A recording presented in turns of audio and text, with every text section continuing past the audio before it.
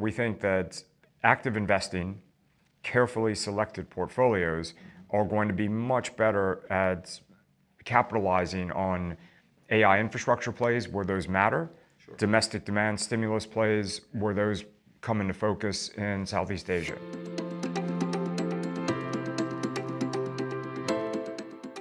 Hi viewers, welcome to season 2 of Unscripted in Conversation with eSpring. What better way to start off than speaking to our chief economist for Prudential and eSpring Investments, Ray Farris. Ray, great to have you on the show and to top it all off. Thanks for having me, Solomon. Let's talk about macro and we'll dive into a couple of themes today with you. We started the year by arguing that both Asia and emerging markets would outperform the US. That's happened in spades. Look at Korea, look at Hong Kong, look at China. Though that comes naturally with increasing valuations, even on the fixed income side. We've seen the Singapore bond market outperform the US. So great call on that. But how are you thinking about increased valuations and where do we go from here, Ray? Valuations are not cheap anymore. That was part of the story early in the year. However, on a relative basis, Asia is still dramatically cheaper than, for example, the US, which is close to historic valuations. Growth is going to continue through the region. Part of that's because China has committed itself to trying to grow 5% about 5% in 2026. A lot of it has to do with the boom in AI infrastructure, which is part of what drove positive surprise across the world. That's going to continue in the US. The pace will slow, but it's very strong support for exports out of North Asia and selected bits of Southeast Asia. Finally, there's a lot of fiscal stimulus and monetary stimulus that's coming through the region that will help to support domestic demand.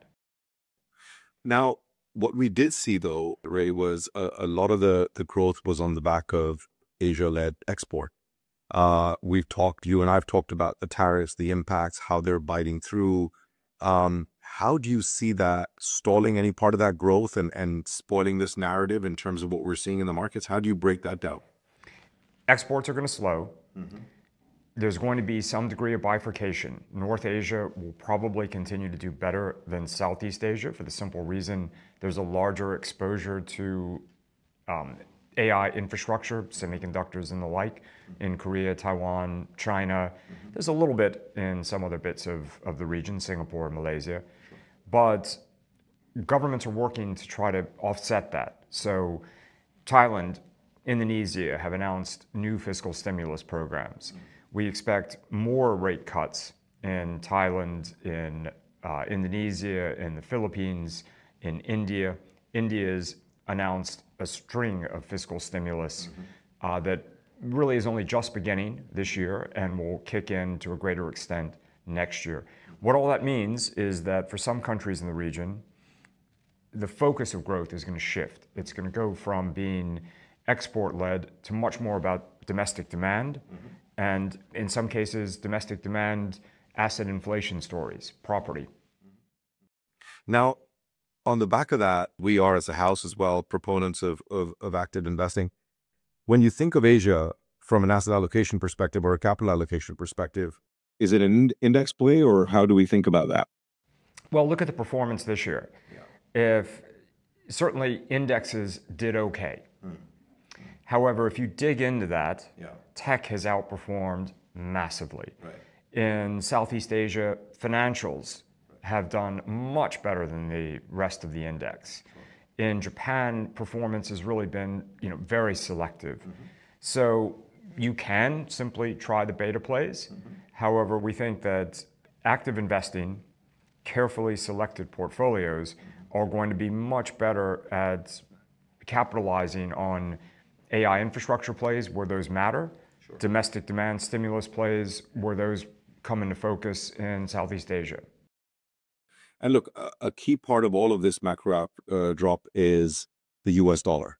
Just a very quick take from you on how do you see the US dollar faring from here and how should Asian investors be thinking about it? We still think the dollar probably weakens next year. I think a lot of that's going to be, it's going to come down to basically the Fed being dovish, cutting interest rates even as inflation in the US goes up. So real interest rates come down relative to other countries. For example, it looks like the ECB is no longer going to cut. And I think the BOJ will hike. The key assumption in that is a dovish Fed. And I think for that to really materialize, we need to know who President Trump appoints to replace current Fed Chairman Jerome Powell. Our bias is to think that person is going to be dovish and is going to push the Trump agenda of a much lower interest rate structure and a weaker dollar. Fantastic.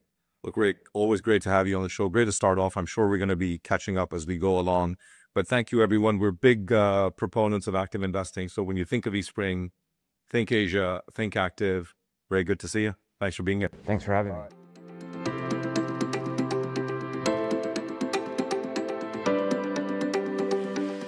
投资一定有风险，基金投资有赚有赔，申购前应详阅公开说明书或投资人须知。